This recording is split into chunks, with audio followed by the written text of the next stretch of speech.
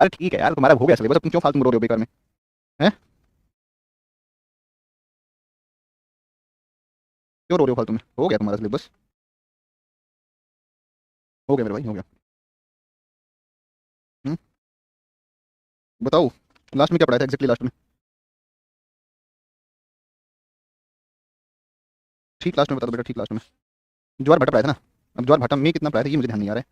कौन कौन सा पढ़ा दिया ज्वार भाटा? मैंने आपको ज्वार भाटा, उच्च ज्वार और निम्न ज्वार बताया था आपको ना, और उसमें टाइम बता दिया था मैंने आपको। टाइम बता दिया था ना आपको। टाइम 26 मिनट वाला वो बता दिया था मैंने ना। 26 मिनट का वो बता दिया था ना। वो बता दिया था, है कि नहीं? बता दिया था मैंने ना। तो एक दो चीज़ें मैं आपको बता देता हूँ फटाफट से एक बार, मोटा मोटा सा। देखो, एक दो जानकारियाँ मैं लिखवा दूँ आपको। तो एक दो जानकारियों को आप लिख लो कि जैसे एक जानकारी है तुम्हारी कि अ, इसका कुछ कुछ जानकारियाँ, जैसे मैं आपको बताऊँ कि अ, गुरुत्वाकर्षण सिद्धांत ज्वार भाटा उत्पत्ति का आइजैक न्यूटन ने दिया 1667 में दिया, है ना? गतिक सिद्धांत लाप्लास ने 1755 में दिया। तो खाली लिख लो एक बार कौन सा सिद्धांत किसने दिया, बस इतना लिख लो। तो ज्वार भाटा उत्पत्ति सिद्धांत, ज्वार भाटा के उत्पत्ति के सिद्धांत, ज्वार भाटा उत्पत्ति के सिद्धांत, उत्पत्ति के सिद्धांत, उत्पत्ति के सिद्धांत। एक सिद्धांत आप लिख दो, इसमें लिख दो। इसको बोलते हैं गुरुत्वाकर्षण सिद्धांत। गुरुत्वाकर्षण सिद्धांत, गुरुत्वाकर्षण सिद्धांत। सर आइजैक न्यूटन, या न्यूटन लिख दो, न्यूटन। न्यूटन द्वारा, न्यूटन द्वारा, ठीक है ना? न्यूटन द्वारा किस वर्ष दिया गया? तो ये दिया गया 1687 में। 1687 में। हाँ बेटा। नहीं है यार, वही तो अगर वो होता तो मैं लगा ही देता नीचे।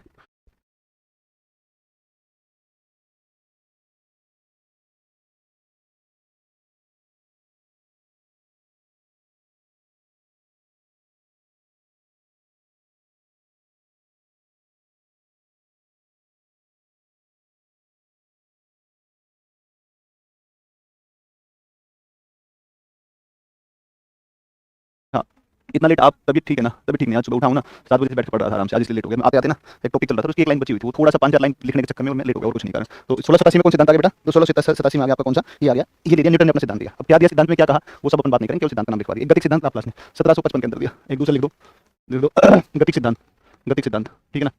गतिक सिद्धांत लाप्लास ने, क्या कहोगे?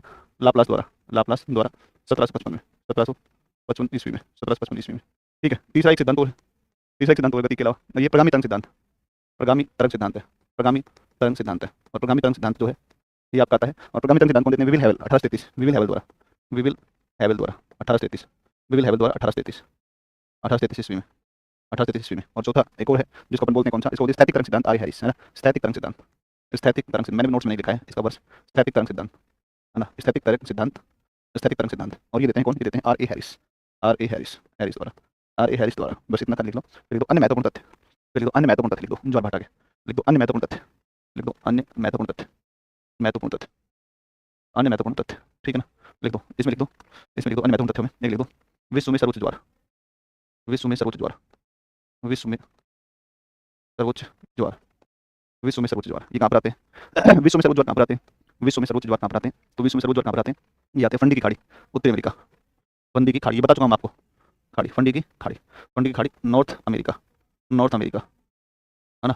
फिर आप देखो भारत में सर्वोच्च ज्वार कच्छ की खाड़ी, भारत में सर्वोच्च ज्वार, भारत में सर्वोच्च ज्वार, सर्वोच्च ज्वार, ये कच्छ की खाड़ी, कच्छ की खाड़ी, कच्छ की खाड़ी, कच्छ की खाड़ी। फिर लिखो विश्व का सबसे बड़ा ज्वार भाटा ऊर्जा संयंत्र, विश्व का सबसे बड़ा ज्वारीय ऊर्जा संयंत्र, ज्वारीय ऊर्जा संयंत्र केंद्र, सबसे बड़ा ज्वारीय ऊर्जा, ज्वारीय ऊर्जा, विद्युत ऊर्जा, ज्वारीय ऊर्जा लिख दो आप, ऊर्जा संयंत्र दक्षिण कोरिया में, संयंत्र दक्षिण कोरिया में स्थापित किया गया है इसको ना। तो दक्षिण कोरिया में स्थापित किया गया है 250 मेगावाट का सीवा केंद्र है ना? सीवा केंद्र दक्षिण कोरिया, सीवा केंद्र दक्षिणी कोरिया, दक्षिणी कोरिया, दक्षिणी कोरिया। और कितना है? 250, 250 मेगावाट है, 250 मेगावाट है, ठीक है ना? और इसके अलावा आप अगर देखोगे तो विश्व में पहला ज्वारीय ऊर्जा केंद्र ये फ्रांस में स्थापित किया गया था। विश्व का प्रथम ज्वारीय ऊर्जा केंद्र, विश्व का प्रथम, विश्व का प्रथम ज्वारीय ऊर्जा केंद्र, प्रथम ज्वारीय ऊर्जा केंद्र, ज्वारीय ऊर्जा केंद्र, ज्वारीय ऊर्जा केंद्र, ये रेंज नदी, रेंज नदी फ्रांस में, रेंज नदी के मुहाने पर, पर फ्रांस में, फ्रांस में, रेंज नदी के मुहाने पर फ्रांस में। और ये स्थापित किया गया था 1966 में, 1966 में स्थापित, स्थापित 1966 में स्थापित, ठीक है ना? ये 1966 में स्थापित किया गया, ठीक है ना? 1966 में स्थापित किया गया रेंज नदी के मुहाने पर, है ना? ठीक है ना? कोई बात नहीं, कोई बात नहीं बच्चा, कोई बात नहीं बेटा, है ना? और एक नोट करके लिख दो, ब्रिटेन के साउथहैम्पटन तट पर प्रतिदिन 4 ज्वार आते हैं। नोट कर दो, नोट करके लिख दो, ब्रिटेन के साउथहैम्पटन तट पर, ब्रिटेन के साउथहैम्पटन, हैम्पटन तट पर प्रतिदिन, प्रतिदिन 4 ज्वार आते हैं। भाई देखो तुम्हारे लेवल पर इससे ज़्यादा नहीं पूछेगा, हाँ? 4 ज्वार आते हैं, चार ज्वार आते हैं, ठीक है ना, चार ज्वार आते हैं, चार ज्वार आते हैं, ठीक है ना, चार ज्वार आते हैं, चार ज्वार आते हैं। मोहम्मद मेमदी ब्रो भूल गए क्या हमें? क्यों भूल गए तुम्हें? और क्या करवाना है भाई? सर्वोच्च, सबसे ऊंचा, सर्वोच्च आएगा ना, सर्वोच्च आएगा, सर्वोच्च, सर्वोच्च लिखा है, सबसे अधिक तो ये आ गया ना, चार, सर्वाधिक, चार ज्वार।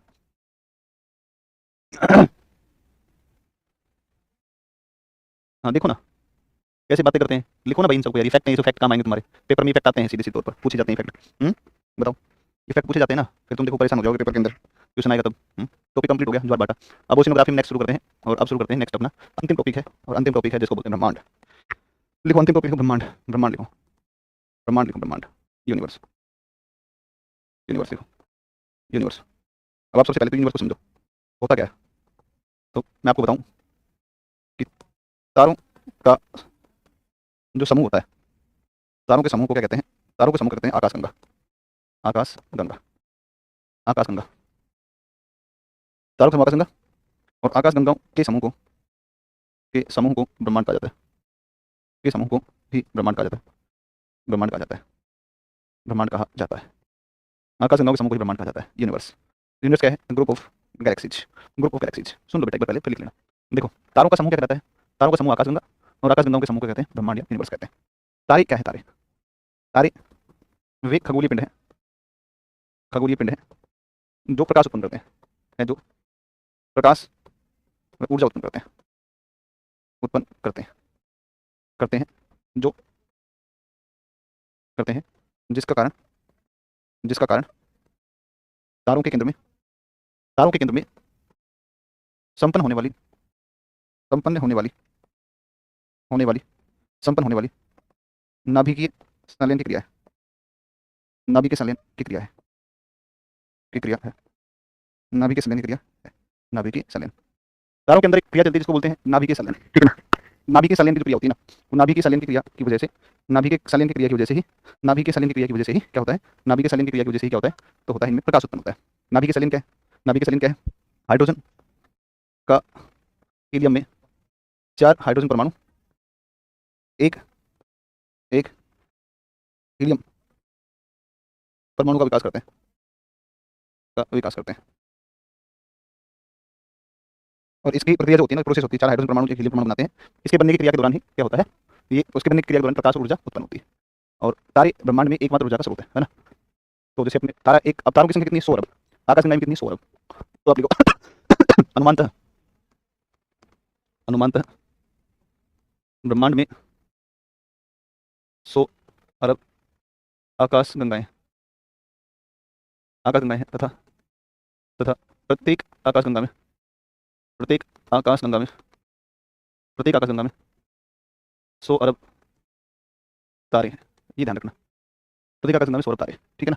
ये कुल मिला के आपका आएगा, ठीक है ना, ये कुल मिला के आपका आएगा। ओके, ये कुल मिला के आपका आ जाएगा, ये आपका आएगा। अब आप एक काम करो, सबसे पहले आप इसको लिखो, फिर मैं बताता हूँ ब्रह्मांड की उत्पत्ति के संदर्भ में क्या क्या सिद्धांत दिए गए हैं। बेटा इसको लिखो, समझ में आई? आकाश, तारों का समूह आकाशगंगा, आकाशगंगाओं का समूह कहलाता है ब्रह्मांड कहलाता है। ब्रह्मांड में 100 अरब आकाशगंगा है, प्रत्येक आकाशगंगा में 100 अरब तारे, और उन 100 अरब तारों में 100 अरब आकाशगंगाओं में एक आकाशगंगा हमारी मंदाकिनी है, उसके 100 मंदाकिनी के 100 अरब तारों में से एक तारा है कौन? सूर्य, छोटा सा तारा है ना, बिल्कुल छोटा सा, लिटिल साइक है कि नहीं? अच्छा ये तुमने करवा दिया क्या? Okay okay okay okay okay okay okay, इसको लिख लो बेटा, लिख लो इसको ना, इसको लिख लो।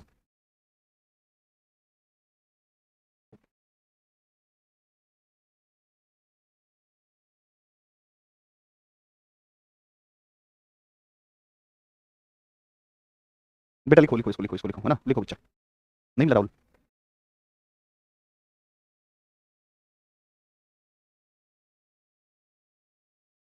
आगे चले, एडीओ के एग्जाम की डेट थोड़ी आई अभी, तो डिटेल में नहीं बताइएगा भाई। देखो तुम बात समझो यार, जो मुझे बैच दिया गया है, जो बैच है जिस लेवल का है उसी लेवल पे मैं बात करूंगा यार। तुम मुझे कहोगे सर यूपीएससी वाला सारा कंटेंट यहाँ करवा दो, तो यार कैसे संभव है? तुम खुद ही सोच के बताओ।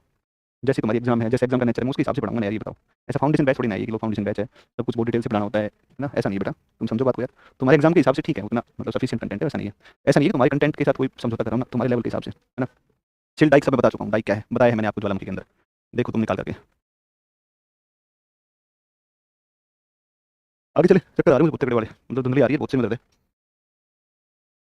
सो भी मैं समय से गया था, लेकिन डीप स्लीप होती है ना, गहरी नींद आना होता है ना, गहरी नींद नहीं आई यार, कल पट्टी दुखरी बहुत है, सुबह से पढ़ रहा हूँ मैं, उठाऊँ क्या उसे? बस ये टॉपिक कल कंप्लीट हो जाएगा, कल या परसों, कल और परसों 2 क्लास और लेंगे, 2 क्लास में ये पूरा, ठीक है ना, ये कंप्लीट हो जाएगा, मजा आ जाएगा भाई, ये टॉपिक कंप्लीट होते ही सिलेबस कंप्लीट वर्ल्ड ज्योग्राफी का, ठीक है ना, सिलेबस वर्ल्ड ज्योग्राफी कंप्लीट हो जाएगा फिर तुम्हारा, ठीक है। अब हम आते हैं उत्पत्ति के सिद्धांत, तो देखो ब्रह्मांड की उत्पत्ति के संदर्भ में, देखो ब्रह्मांड की उत्पत्ति के संदर्भ में, उत्पत्ति के संदर्भ में विचार या सिद्धांत। सबसे पहले कहा इन्होंने जियोसेंट्रिक अवधारणा, जियोसेंट्रिक अवधारणा बताओ किसने दी, जियोसेंट्रिक अवधारणा बताओ किसने दी, जियोसेंट्रिक अवधारणा, जियोसेंट्रिक अवधारणा लगभग 100 ईस्वी 146 में, आज से लगभग 1900 साल पहले, 1850 साल पहले ये सिद्धांत दिया गया, ये संकल्पना दी गई, अवधारणा दिया गया जियोसेंट्रिक। और जियोसेंट्रिक, जियो का मतलब पृथ्वी होता है ना, तो भाई पृथ्वी सेंट्रिक या भू केंद्रित अवधारणा, इसको आप भी लिख सकते हो भू केंद्रित अवधारणा, अंग्रेजी में नहीं लिखो तो आप इसको लिख लेना भू केंद्रित अवधारणा। किसने दी सिद्धांत, की अवधारणा किसने दी, तो ये दी है भू केंद्रित अवधारणा, भू केंद्रित अवधारणा, भू केंद्रित अवधारणा ये किसने दी, इसमें कहा गया, और इसमें टोल्मी ने ये सिद्धांत दिया, अवधारणा प्रस्तुत करी, और टोल्मी कहते हैं भाई देखो ऐसा है कि पृथ्वी ब्रह्मांड के केंद्र में स्थित है।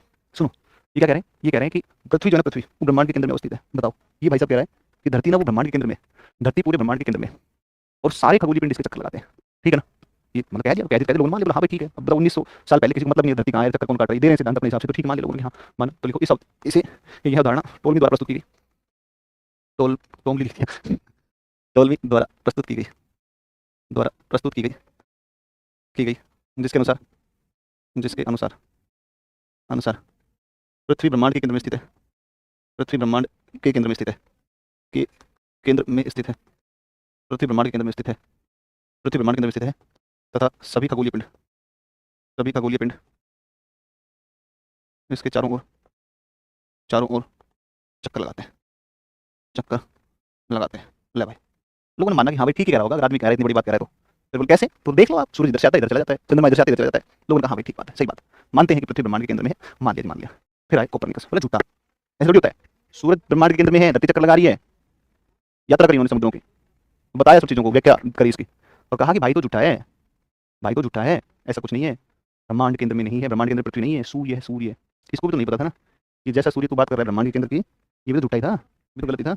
इसको भी तो नहीं पता था ना कि तू कह रहा है ना कि पृथ्वी ब्रह्मांड के केंद्र में है, इसको थोड़ी पता था कि जैसा सूर्य तू ब्रह्मांड के केंद्र में बता रहा है वैसे सूर्य 10,000 अरब हैं, वैसे वैसे कितने सूर्य हैं, एक नहीं है 10,000 अरब सूर्य हैं। भाई को लगता था ना कि जितने भी ये चमकते हुए सितारे दिखते हैं ना, ये सब तो चक्कर लगा रहे हैं सूरज के, उसको क्या पता कि ये सूरज से भी बड़े बड़े तारे हैं, उसको नहीं पता भाई इस बात का, ये भी गलत ही था। लेकिन उसका हेलियोसेंट्रिक अवधारणा है ना, सूर्य केंद्रित अवधारणा, देखो आप हेलियोसेंट्रिक अवधारणा, हेलियोसेंट्रिक अवधारणा, हेलियोसेंट्रिक अवधारणा, हेलियोसेंट्रिक अवधारणा, हेलियोसेंट्रिक अवधारणा लिखो इसमें, यह अवधारणा कोपरनिकस द्वारा प्रस्तुत की गई, यह अवधारणा कोपरनिकस द्वारा, कोपरनिकस द्वारा प्रस्तुत की गई, प्रस्तुत, कोपरनिकस द्वारा प्रस्तुत की गई, प्रस्तुत की गई, जिसके अनुसार, जिसके अनुसार सूर्य ब्रह्मांड के केंद्र में स्थित है, सूर्य ब्रह्मांड के केंद्र में स्थित है, तथा सभी खगोलीय पिंड, सभी खगोलीय पिंड इसके, इसके चारों ओर चक्कर लगाते हैं,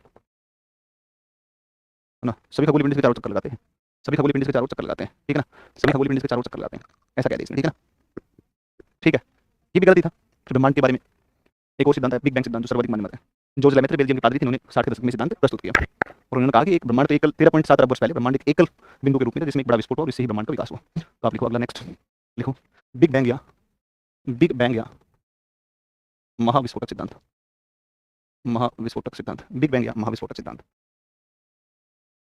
महाविस्फोटक सिद्धांत, बिग बैंग या महाविस्फोटक सिद्धांत लिखो, ये लिखो ब्रह्मांड उत्पत्ति का, बेटा लिखो ब्रह्मांड की उत्पत्ति का, उत्पत्ति का यह सर्वाधिक मान्य मत है, सर्वाधिक मान्य मत है, सर्वाधिक मान्य मत है, जिसका प्रतिपादन, जिसका प्रतिपादन बेल्जियम के प्रधान, बेल्जियम के पादरी, एक पादरी जॉर्ज लेमेत्रे,